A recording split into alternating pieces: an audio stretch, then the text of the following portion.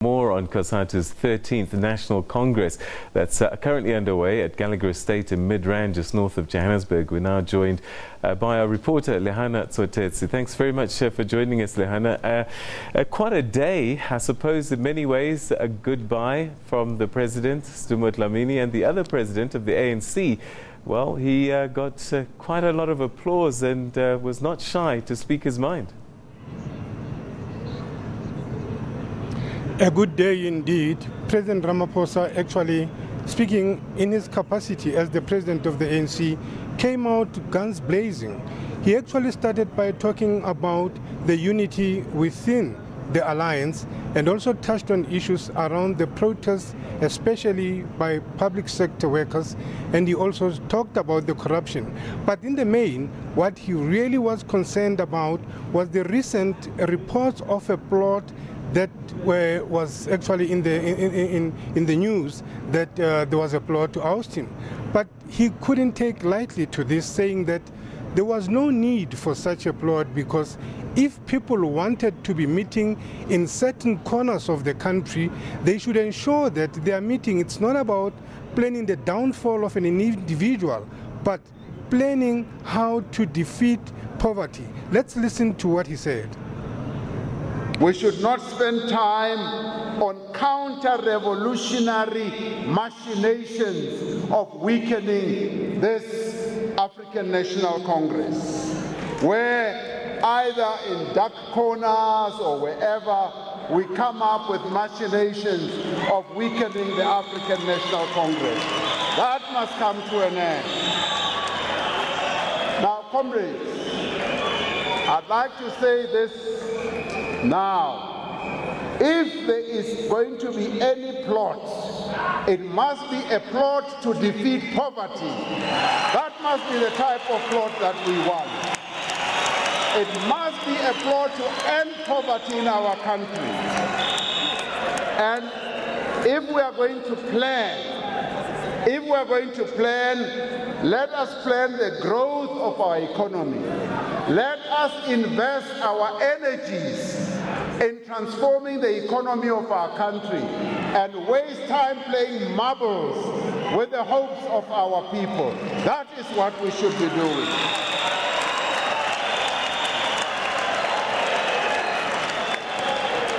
Now, comrades, now to achieve a decisive mandate for change, because, comrades, next year we are going to be facing one of the most challenging elections. Now, we cannot go to those elections divided. We cannot go to those elections with a divided leadership. We cannot go to those elections with a divided membership. And I say, if there are any moves to divide the membership of the ANC, that is counter-revolutionary. That is counter-revolutionary. Because our people are on a march. They are on a revolutionary march to go and win those elections. Just imagine we are going to war. We are going to a war of all wars. And then we start fighting amongst ourselves. And we take guns and start shooting each other. What type of an army are we? A united army is an army that will go to war united. We must go to war united as one army. So, comrades, this is a call for unity.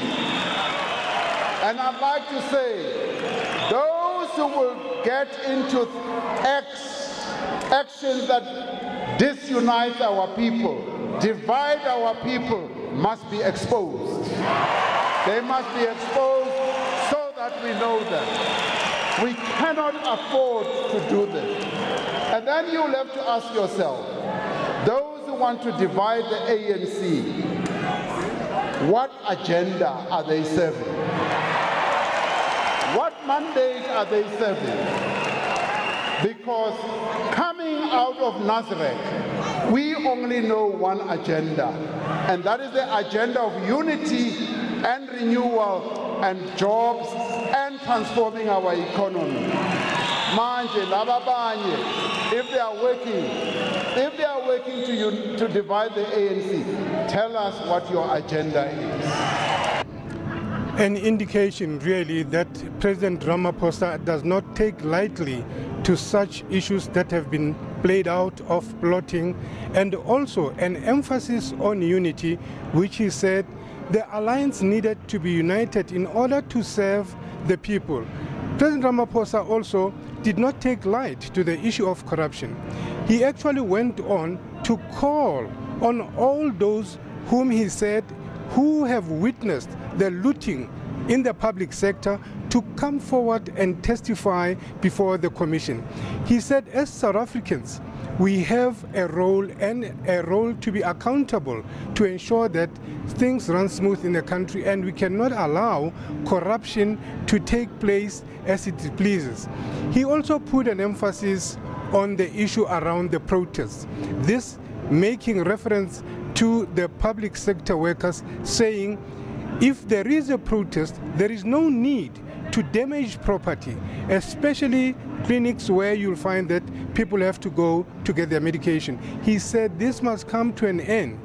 A very, very serious president this time, saying that in order for South Africa to be stable and in order for the country to have its own way of running things, people should be able to respect law and order. Back to you in the studio.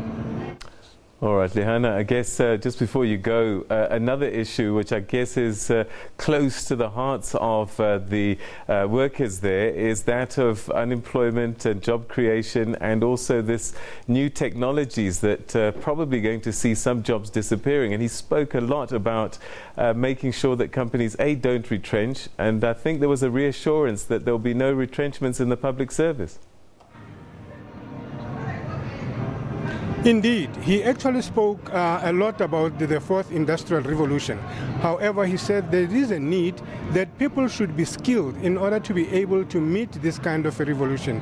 And he also mentioned that he had a talk with some business who actually were talking of retrenching people, saying that in order to save the country, business should not retrench people, but instead it should retrain them so that they acquire other skills to be able to advance even the companies that they are working in, saying that people should also be able to take decisions within those companies. They should not just be employees. He also mentioned the fact that the country, or the government rather, has no intention of retrenching 30,000 people, assuring that this is an issue that he actually wants to emphasize on, that there will be no retrenchment of 30,000 people. Lehana, that's where we're going to leave it. Thanks very much indeed. That is Lehana Tsotetsi speaking to us there from Gallager Estate, where the Cosatu Congress is taking place, the 13th one. And it seems all expectations are that by the end of this week, the Federation might have its first female president. We'll keep tabs on that story for you.